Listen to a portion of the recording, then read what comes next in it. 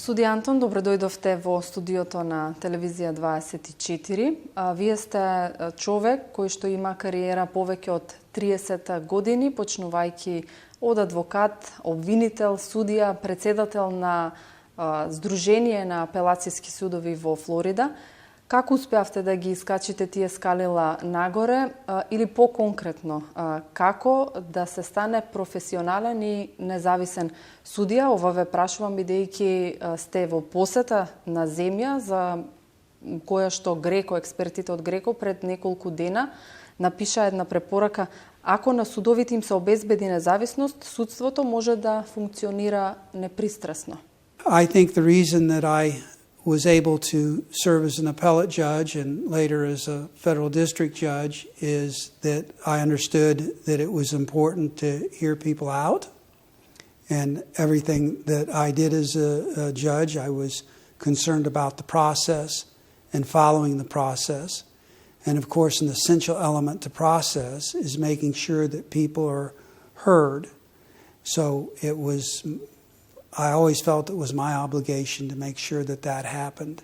The other thing that I did that may have been slightly different from some of my colleagues on the state trial court is I wrote explanations of my rulings when it wasn't required. In my job now, it's required in much of what I do. But even when it's not required, and back when I was a state judge, I would try to explain my rulings. And I felt that that gave credibility to my rulings.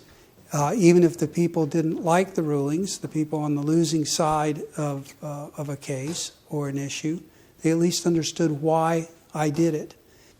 Колко е важна транспарентноста во тој процес, како вие ја практикувате и дали присуството на јавноста во судските постапки го доживувате како притисок или како една дополнителна мотивација кон независни и непристрасни одлуки? A judiciary requires public trust for a democracy to function well. And without transparency, there's little public trust. Transparency is essential to that. In most everything I do, there is a record made. It's either being transcribed by a person committed to making an accurate transcription of what is said. When I rule, if I'm a trial judge or sitting in an appellate capacity, I write for the appellate court so they understand what happened. And in doing that, I follow the transcript and what I've seen and heard. When we conduct trials, they're conducted in public. There are rare instances where the courtroom would be closed. One would have to do with national security. There are some proceedings, usually in Washington, that are not open to the public because of the risk of what would happen if they were. Дали во вашата кариера сте имале случаи кога сте суделе високи функционери или политичари и дали има разлика кога судите човек со привилегии или некој обичен граѓанин во општеството? I've not personally been involved, but those cases do happen, and it's unfortunate, but they do. It's not difficult to find coverage of officials, sometimes high officials being prosecuted for crimes. Years ago, one of our governors from Illinois was prosecuted. Governor of Alabama was prosecuted. So it does happen. Are they treated differently? No. Under our system, the rule of law applies, and people are treated the same. In both of those cases, the officials were convicted and sentenced. Unfortunately, recently in Florida, a member of Congress was charged with improperly using funds that were collected for a charity for personal use, and she was sentenced to 5 years in prison. Дали во такви случаи вие или конкретно ете вашите колеги кои што суделе такви случаи се соочувале со закани и притисоци по животот. But nobody's ever called me, and I don't know of this happening to any colleague, and saying something like, so and so's a good guy, he shouldn't or she shouldn't be charged or convicted or whatever. I don't know of anything like that personally.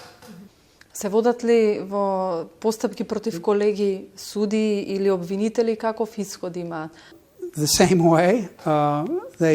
Unfortunately, it does happen. It happened with a judge from Florida many years ago, and he was impeached. He was not convicted, but he went to trial, and the jury did not convict.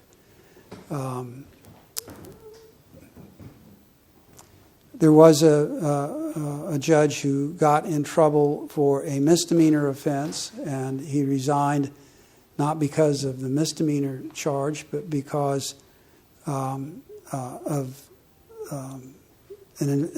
a process was ongoing that may have led to impeachment.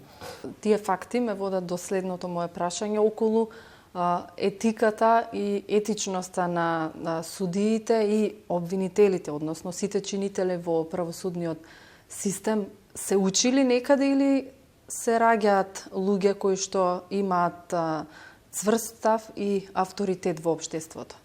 I think that each judge is responsible for his or her reputation.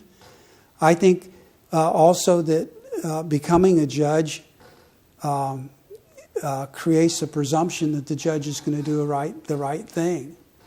But how the judge treats people and how the judge articulates her rulings and how a judge conducts herself in public, all that goes to forming a reputation for professionalism and ethics.